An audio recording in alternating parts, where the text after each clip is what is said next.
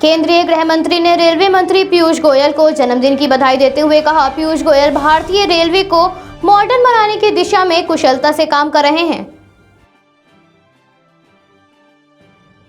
केंद्रीय मंत्री पीयूष गोयल ने कहा, भारतीय रेलवे का ये अरमान है कि खुशहाल हो देश का हर किसान। पूर्वोत्तर के अनानास और कटहल जैसे कृषि उत्पादों को बेहतर दाम दिलाने के लिए रेलवे द्वारा किसान रेल का संचालन किया जा रहा है।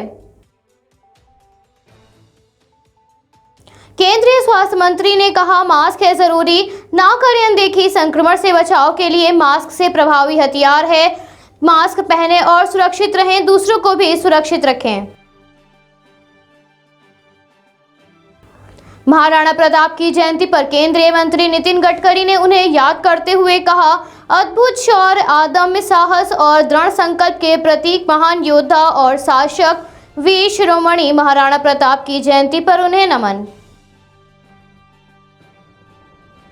केंद्रीय पेट्रोलियम मंत्री ने कहा, राहुल गांधी जवाब दें कि उनके शासित महाराष्ट्र, राजस्थान, पंजाब में तेल महंगा क्यों है। अगर राहुल गांधी को गरीबों की इतनी चिंता है तो अपने मुख्यमंत्री उद्धव ठाकरे को आदेश दें कि देश में महाराष्ट्र के टैक्स सबसे ज्यादा हैं। वित्त मंत्री निर्मला सीतारमण की अध्यक्षता में जीएसटी परिषद की 44वीं बैठक के दौरान कोविड-19 राहत और प्रतिबंध में इस्तेमाल हो रही विशेष वस्तुओं पर जीएसटी दरों में 30 सितंबर 2021 तक कटौती करने का ऐलान किया गया है। केंद्रीय मंत्री गजेंद्र सिंह शेखावत ने कहा, कांग्रेस पार्टी के कुछ ही विधायकों ने मुख्यमंत्री को शिकायत करी है कि अवैध तरीके से हमारे फोन टैप किए जा रहे हैं। कांग्रेस सरकार को स्पष्टीकरण देना चाहिए कि फोन वैध तरीके से टैप हो रहे हैं या अवैध तरीके से। दिल्ली के मुख्यमंत्री ने कहा, कोविड-19 संक्रमण की दूसरी लहर के बाद राज्यों में अब स्थिति नियंत्रण में आने के बाद धीरे धीरे दिल्ली खुल रही है। राष्ट्रीय राजधानी में कोविड-19 के मामलों में गिरावट के चलते कुछ हद तक ढील दी गई है, जिसके बाद दिल्ली की गाजीपुर सब्जी मंडी में लोग खरीदारी करने पहुंचे और जिस दौरान लोगों ने कोरोना प्रोटोकॉल का जमकर उल्लंघन किया। दिल्ली के लाजपत नगर की सेंट्रल मार्केट में एक कपड़े के शोरूम में आग लग गई। दमकल विभाग की गाड़ी मौके पर पहुंचकर आग पर काबू पाया। दिल्ली के मानव व्यवहार व संबंध विज्ञान संस्थान के निदेशक डॉक्टर का कहना है, कोविड की चपेट में आने के बाद लोग अब मानसिक समस्या से जूझ रहे हैं।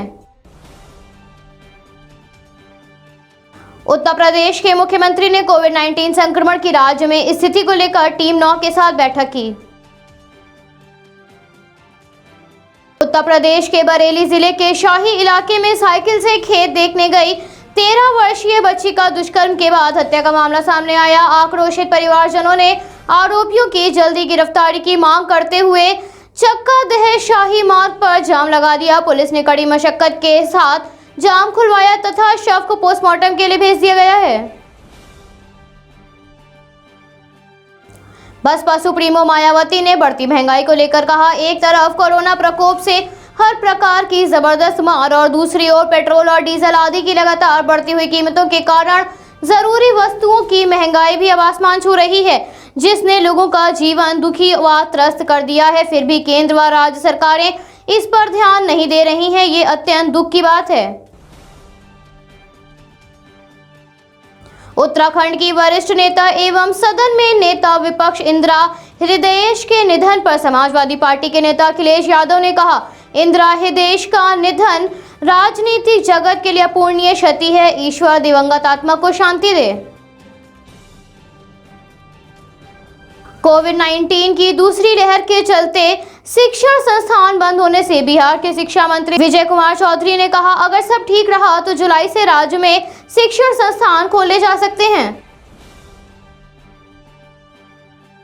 मुंबई में शिवसेना एमएलए दिलीप लांडे ने एक कॉन्ट्रैक्टर को पानी से भरी सड़क पर बैठाया और कर्मचारियों को उस पर कूड़ा फेंकने के लिए कहा, क्योंकि सड़क सफाई न होने के कारण बारिश में पूरी तरह से नदी के रूप में तब्दील हो गई थी।